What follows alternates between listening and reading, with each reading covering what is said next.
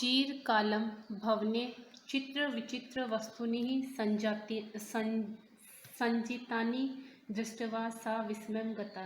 और लंबे समय तक वह बालिका उस महल के अंदर विचित्र वस्तुओं को देखती है और देख करके आश्चर्यचकित होती है। श्रांताम ताम विलोक्य काकः अवदत्। और उसे थकी हुई देख करके कौआ कहता है, पूर्वम लघु प्रातरासः क्रियताम। पहले आप सुबह का नाश्ता कर लीजिए। वद त्वं स्वर्णस्थाल्यां भोजनं करिष्यसि किं वा रजतस्थाल्यां उक्त ताम्रस्थाल्यां।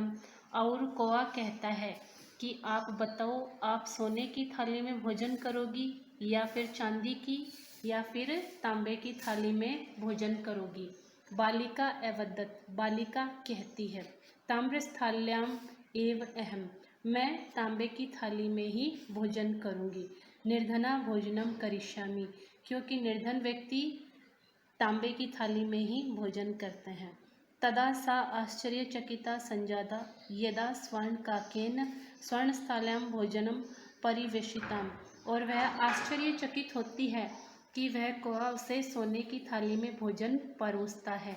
न एतादृशं सुस्वाद भोजनम महद अवधि बालिका खादितवती। इस प्रकार का स्वाद भोजन बालिका ने कभी नहीं खाया था। काको अवदत्।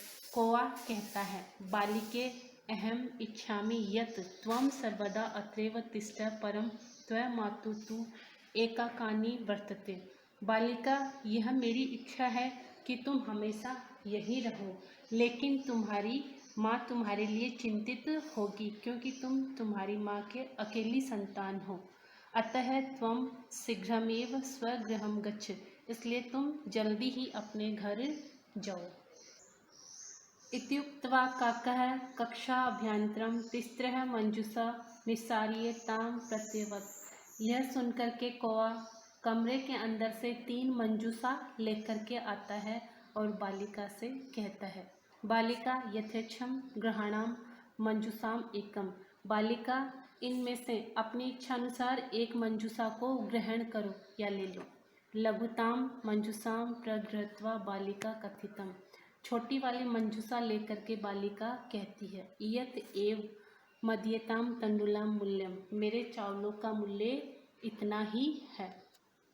गृहम् आगत्य तया मंजूषा समुद्घाटयति तस्यां महाहाराणि हीरकाणि विलोक्य सा प्रहर्षिता तदा निका च संजाता। और वह जब घर आती है, घर आकर के वह उस मंजूषा को खोलती है तो देखती है कि उसमें बहुमूल्य हीरे जवाहरात है और उनको देख करके वह प्रसन्न होती है। तस्मिन्नेव ग्रामे एका अपरा लुब्धा वृद्धा नैवसत्। उसी गांव में एक लोभी बुढ़िया रहती थी। तस्या अपि एका पुत्री आसीत्। उसकी भी एक पुत्री थी।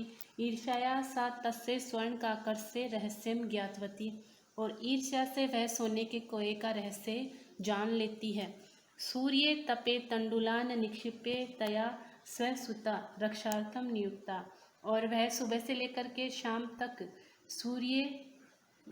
सूर्य की धूप में चावलों को सूखने के लिए रख देती है और अपनी पुत्री को उसकी रक्षा का आदेश देती है। तथैव स्वर्ण पक्ष काक तंडुलान भक्षान ताम अपि तत्रैवा कार्यतः। और वहीं पर वह सोने के पंखों वाला कौवा आता है। प्रातस्तत्रः गत्वा सा काकम निर्भर्त्सयन्ती प्रोवोच। और वह उस सुबह सुबह उस कोए को डांटती हुई कहती है, भो नीच काकः। अरे नीच कोए, अहम आगता। मैं आ गई हूँ और तुमने मेरे चावलों को खा लिया है। मह्यम तंडुल मूल्यम पर्यच्छ। मुझे मेरे चावलों का मूल्य दो। काको अब्रवीत।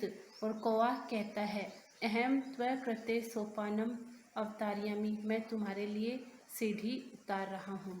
तत्कथम स्वर्णमयी रजतमयी ताम्रमयी वा। और वह कहता है कि मैं तुम्हारे लिए किस प्रकार की सीढ़ी उतारूं। गर्विताया बालिका प्रोक्तम। गर्वित बालिका, घमंडी बालिका कहती है, स्वर्णमयेन सोपानेन अहम गच्छामि। मैं महल के अंदर सोने की सीढ़ियों से आना चाहती हूँ।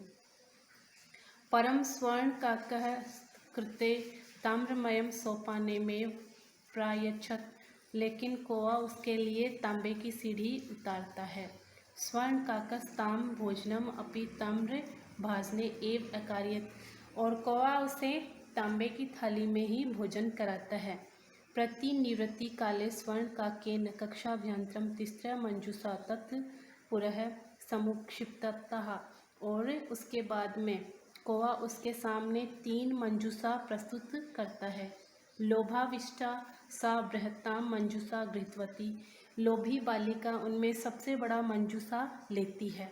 गृहम् आगत्य सा तर्सितः यावत् मंजूषाम् उद्घाटयति तावत् तस्यां भीषणकर्षण सर्पो विलोकिति, और घर आकर के वह लालची बालिका उस मंजूषा को खोलती है तो देखती है कि उसमें भयानक काला सांप है। लुब्धया बालिकाया लोभस्य फलं प्राप्तम, लोभी बालिका ने लोभ का फल प्राप्त किया। तदंतरम सा लोभम प्रत्यज्यत, और उसके बाद में वह लोभ करना छोड़ देती है। इसलिए इस कहानी से हमें यह शिक्षा मिलती है कि मनुष्य को कभी भी लालच नहीं करना चाहिए। लालच बुरी बला होती है, इसलिए हमें हमेशा लालच से दूर रहना चाहिए। धन्यवाद।